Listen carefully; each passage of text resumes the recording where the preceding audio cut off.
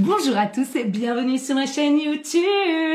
On se retrouve après une longue semaine d'absence car j'étais au ski. Vous pouvez le voir à mon bronzage. J'en ai aussi profité pour passer mon diplôme de sauveteur en ski. C'est faux, un attrape-touriste et je suis tombée dedans avec un immense plaisir même. Aujourd'hui, on se retrouve pour parler d'un de mes nombreux métiers qui est aussi le dernier en date, maître d'hôtel. En tant que maître d'hôtel, j'ai travaillé dans les mariages et je vais vous raconter certaines anecdotes qui me sont arrivées. Il y en a pas mal d'autres comme d'habitude, beaucoup d'aventures m'arrivent. Et si ça vous intéresse, on pourra les évoquer dans une autre vidéo. Pour l'instant, nous démarrons celle-là en trombe. Vive le mariage, vive l'amour, let's go!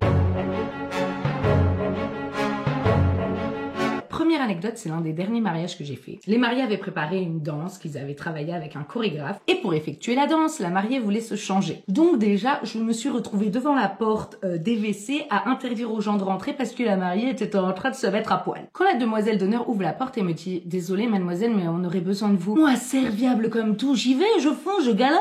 File comme le vent, pile poil. La demoiselle d'honneur m'explique qu'elle n'arrive pas à enlever la robe parce qu'elle a des faux ongles. Et tout le dos de la robe de la mariée, c'était des boutons avec un petit crochet comme ça qui se met au-dessus. Donc en effet, fallait un plat, c'était très chiant. Heureusement pour elle, moi mes ongles étaient nus comme un bébé qui vient de naître. Donc je me suis portée volontaire évidemment. Après avoir lutté 5 minutes, je réussis à enlever la robe de la mariée et elle se retrouve toute nue devant moi. Oui, les robes bustiers, on peut pas mettre de soutien-gorge avec. Donc moi j'étais en mal, oui, je suis maître d'hôtel, mais en même temps frère, on ne se connaît pas, j'étais étonnée, ça m'a vu. Qu'est-ce qui se passe exactement? Elle était super méga stressée. En plus la danse, elle en a pas été contente. Elle considère que son nouveau mari a foiré. Du coup quand elle est revenue, non seulement je la rhabillais, mais je devais la consoler parce qu'elle pleurait. Alors entre les boutons, le mouchoir pour éponger le make-up, c'était cadeau. Il faut savoir que moi j'ai un amour des mariages qui est assez oufissime. Donc à mon premier mariage, pendant le repas, quand ils ont fait une petite pause pour passer un montage que la famille de la mariée avait fait pour elle, je me suis mise dans la salle pour regarder.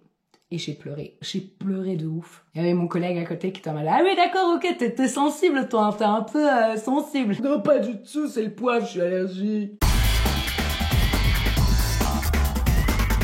Et un autre mariage, c'était 2 jeunes diplômés en médecine qui se mariaient, donc il y avait leurs potes étudiants en médecine qui étaient là aussi, et comme on le sait, leur réputation n'est plus à faire, ce sont des gros fêtards. Et il s'avère que cette nuit-là, ils avaient pas décidé de faire dans la légèreté, hein, non, ils ont bien bu. Je sais, je me suis fait un bobo.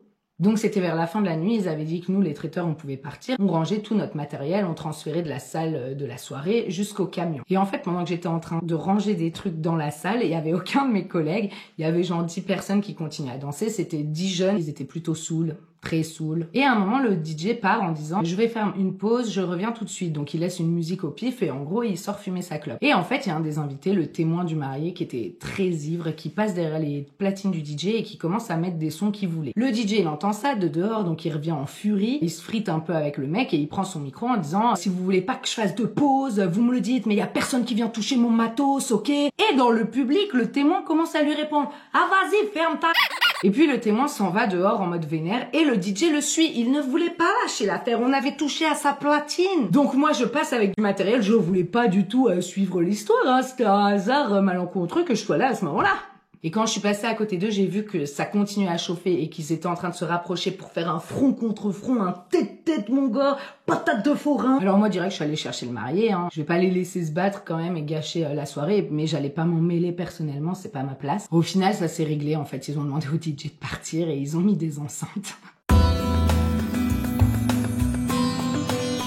Sur un autre mariage, je faisais la fin avec 2 de mes collègues, dont un qui est super sympa, il faisait que danser. Normalement, on n'a pas trop le droit, donc je ne dirai pas son prénom pour ne pas qu'il soit repéré par la milice. Donc il y avait vraiment une super bonne ambiance et à la fin, la mariée est venue nous voir, elle nous a remerciés, elle nous a fait des énormes câlins en mode merci, c'était génial. Oui, elle avait un peu bu aussi. Et elle nous a proposé, enfin elle nous a même ordonné, puisque moi j'avais pas trop envie et que je me suis retrouvée quand même dans cette histoire, on s'est retrouvés à tous faire les lacs du Connemara avec tous les invités. On se tenait tous par les épaules, terre brûlée au vent. Super enjaillage. Je retiens aussi tous les mariés qui à la fin viennent te complimenter. Les mariés qui viennent te dire que t'as vraiment réussi à faire de ce jour le plus beau jour de leur vie. C'est ça qui me plaît le plus, c'est que toute la journée t'essayes de rendre heureux des gens, de faire que tout se passe bien, de participer à leur bonheur. C'est trop cool. J'adore. Et actuellement, bah ça me manque. On ne sait pas là si la saison des mariages va reprendre. Alors c'est chiant pour les mariés, c'est chiant pour les professionnels.